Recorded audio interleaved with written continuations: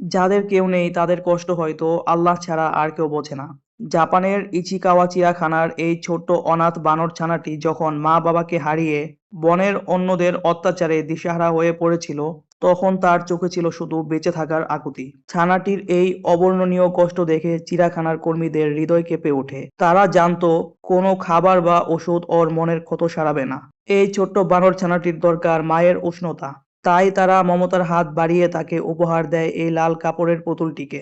অবিশ্বাস্য হলেও সত্যি, এই নির্জীব পুতুলটির মাঝেই সে খুঁজে পায় তার হারানো মায়ের স্পর্শ। সেই থেকে দিনের পর দিন রোদে কিংবা বৃষ্টিতে সে এই পুতুলটিকে এক মুহূর্তের জন্যও কাছছাড়া করে না।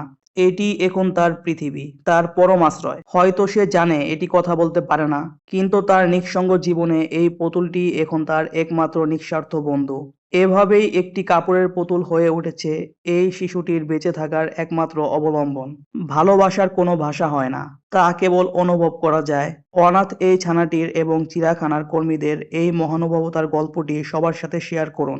ভালোবাসা বেঁচে থাকুক প্রতিটি প্রাণের মাঝে।